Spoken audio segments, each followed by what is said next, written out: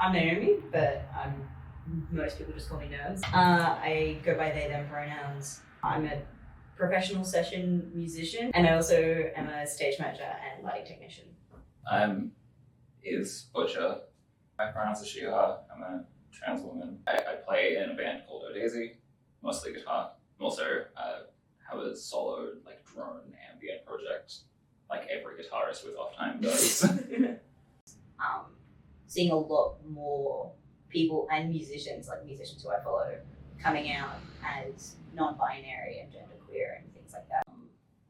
And they just made it look so easy. And so just this is just my life, and this is just me. And I was like, that is sick. That's really cool.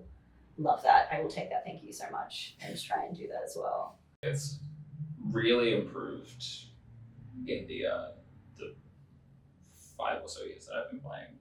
When I started getting into the Victorian music scene, it was very rare, at least for me, to see other trans people around, especially out and open, and also being deeply into a music scene that was majority men. I'd gotten myself to a point where my options were you take a run at transitioning and potentially being happy in that aspect, or pursuing music as a career. And I agonized over that for the better part of a few years, and chose to go to uni for music and just put everything else on the back burner until I got into the local scenes around Victoria and saw people doing the thing that I wanted to do, but also being the kind of person that I wanted to be. Shout out to Eagle One specifically. Bridge. And I had never thought about how specifically powerful that kind of representation is until it was, oh, that's a thing I can do. As you see those numbers creep up, it takes a lot of the pressure off, where it is very much everyone having everyone's back and being able to kick back opportunities that are lineups that are all men, or lineups where it's very clear that we're an afterthought or something like that. It just makes me feel awesome on stage being a part of the project, where it's we want to specifically support people who aren't just a 4-man band. It's so awesome seeing how many more people in the creative industries being able to more widely express their gender has just made it so much easier for me, and I hope I get to do that to someone else. As much as I hate saying normalizing anything, just normalizing seeing people on stage, or seeing people in crowds, or seeing people working at the bar that are like them, I think it's really important. Yeah.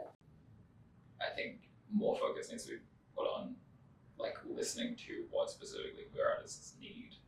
Yeah. Because not every artist is going to be the same, and not every crowd, not every show is the same.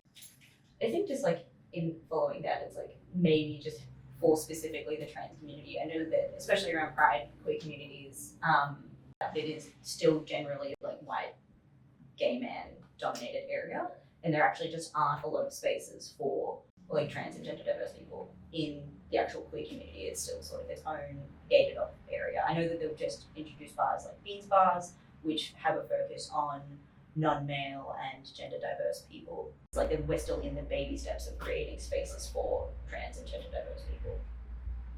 I mean, so often the scene does a really good job of celebrating and highlighting trans people and queer people. I think a baseline of there will always be people that are that are cool, that will help and will have your back. But sometimes it will suck, in the same vein of any industry. But there is so much overwhelming support, and you can just be yourself, and people will just be that is sick, and not care, in the best way. People just accept. Yeah. For the most part, showing that it's just a part of life, and it'll be okay, and you'll be happier. Yeah. And talk about it. Talk about being trans, and talk about being non-binary, and how important that is to you, because it's important to other people, and other people need to hear it. And sometimes, you can be that voice.